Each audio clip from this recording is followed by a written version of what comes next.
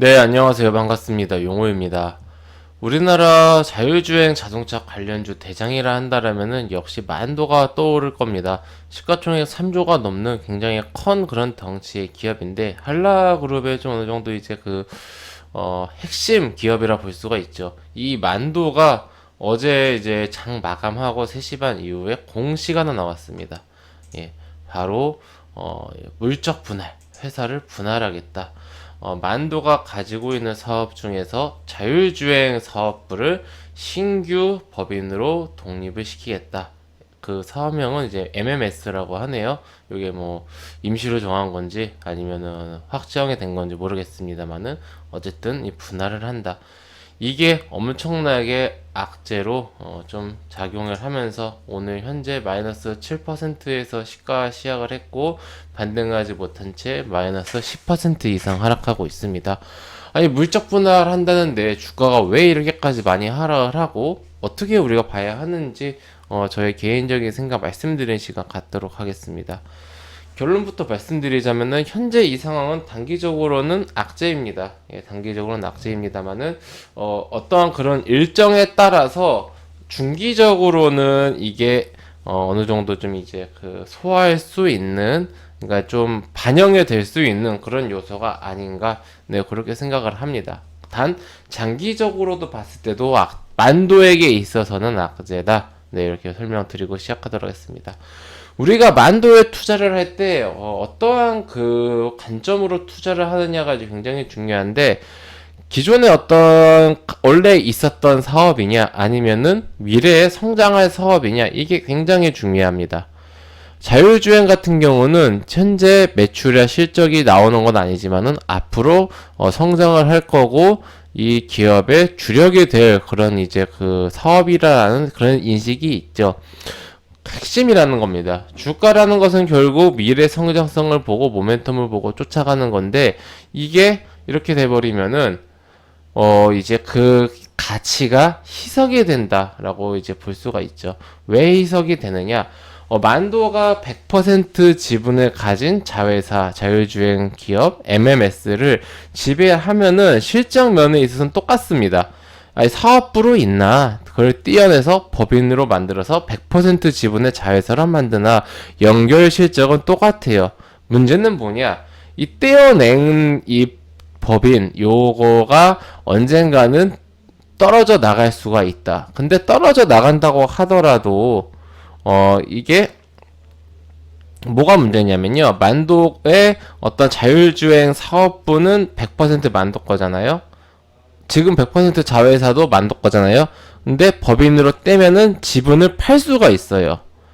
만도가 최대 주주인데 지분을 100% 가지고 있지 않고 뭐 70%, 80%만 갖고 있고 나머지 20%, 30%는 팔 수 있습니다. 그리고 당연히 주식이 상장을 하면은 만도의 자회사인 MMS라는 기업이 증시에 상장을 하면은 당연히 이제 그 지분 가치가 희석이 되겠죠. 그게 뭐 20%든 30%든.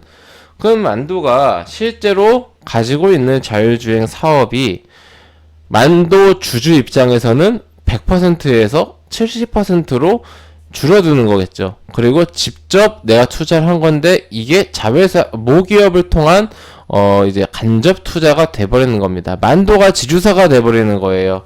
예를 들어서 뭐 SK텔레콤이 있다고 칩시다. SK텔레콤은 뭐 통신사도 있고 뭐 많은 그런 사업하지 않습니까?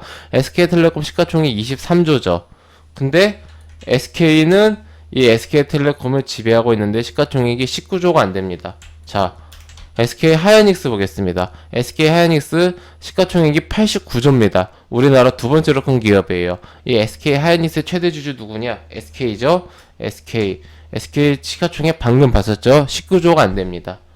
SK 하이닉스가 90조인데 왜 그걸 지배하고 있는 SK는 19조냐? 원래 이렇게 그 지주 회사는 디스카운트를 받고 그 지분 가치를 SK 하이닉스의 지분을 100% 가지고 있는 게 아니지 않습니까? SK는 엄청나게 많은 기업들을 가지고 있지만은 SK 하이닉스가 상장함으로 인해서 이미 여기서 가치를 받고 있잖아요. 그러니까 SK 하이닉스는 SK텔레콤의 자회사고 SK텔레콤은 SK의 자회사니까 SK텔레콤, SK 하이닉스 이런 식으로 되어 있는데 SK텔레콤은 SK 하이닉스의 지분을 20%밖에 가지고 있지 않아요.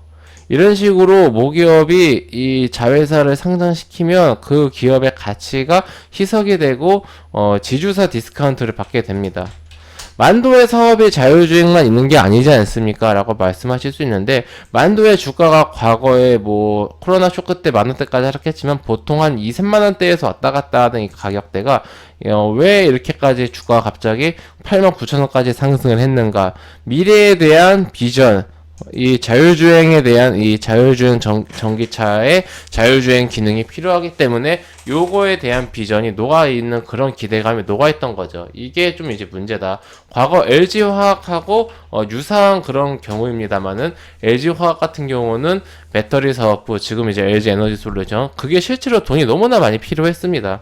그래서 LG화학만으로는 자금을 조달하기에는 조금 이제 어려운 부분이 있었습니다. 네. 근데 이제 그런 부분이 있었음에도 불구하고 LG화학이 배당금에 대한 어떤 그런 강한 이제 그런 주주 달래기 정책, 그리고 LG에너지솔루션의 지분을 뭐 7, 80% 이상 가지고 갈 것이다. 이런 좀 이제 그런 설득을 했음에도 불구하고 주가가 이렇게 많이 하락을 했잖아요. 근데 주가가 이렇게 많이 하락을 할 때도 외국인하고 기관이 그래도 적극적으로 매수를 했었습니다. 그러면서 이제 단기적으로는 악재, 이때도 제가 똑같이 말씀드렸어요. 단기적으로는 악재, 중기적으로는 반등.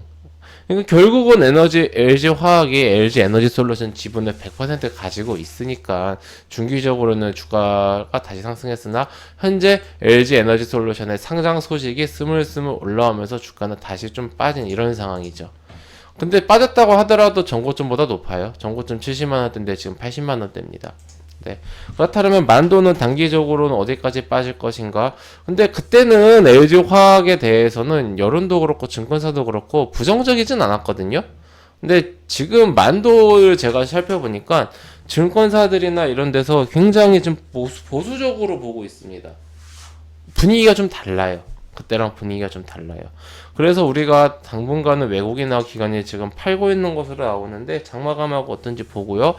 최소 며칠은 수급 지켜봐야 할 것 같습니다. 그래서 외국인이나 기관이 한참 잘 매수하고 있다가 AAC 이러고 좀 파는 것 같은데 며칠 팔고 다시 순매수로 전환하면은 이 과대납폭 이후에 다시 좀 추세 잡고, 어차피 지금 지분 100% 가지고 있고 언제 상장할지 모르는 거니까 중기적으로는 변한 게 없다라는 그런 인식에 중기적으로 주가가 다시 오를 수도 있는 거고요. 네, 그런 관점으로 좀 우리가 수급을 체크하면서 만도의 추이를 살펴보는 게 좋을 것 같습니다. 이게 만도 가지고 있었던 주님들한테는 날벼락입니다. 근데 이런 뉴스 없어도 만도가 5만원대까지도 조정 나오고 그런 가격이 있었기 때문에 난 이런저런 리스크 이제 하기 싫다 하시는 분들은 지금이라도 좀 빨리 좀 정리를 하시는 편이 좋고, 나는 이제 급한 게 아니기 때문에 장기적까지는 아니더라도 상장이 좀 구체화되기 전까지 한 중기적으로는 한번 가져가 보겠다라고 하신다라면은 그냥 뭐 홀딩 하셔도 나쁘지 않을 것 같은데 수급이 중요하다. 네, 이렇게 좀 마무리 하도록 하겠습니다. 네, 회원님들, 저는 무료카톡방 운영하고 있습니다. 영상 하단에 있는 링크 혹은 댓글에 있는 링크를 클릭하시면 제가 운영 중인 무료카톡방으로 입장하실 수가 있으십니다. 해당 무료카톡방은 100% 무료로 운영이 되고 있으니 궁금하신 분들은 입장하셔서 앞으로 저와 함께 건전한 주식 투자 이어나가시기 바랍니다. 네, 그럼 이것으로 오늘 영상 마치고 우리 만도 주님들 모두 힘내시기 바랍니다. 감사합니다.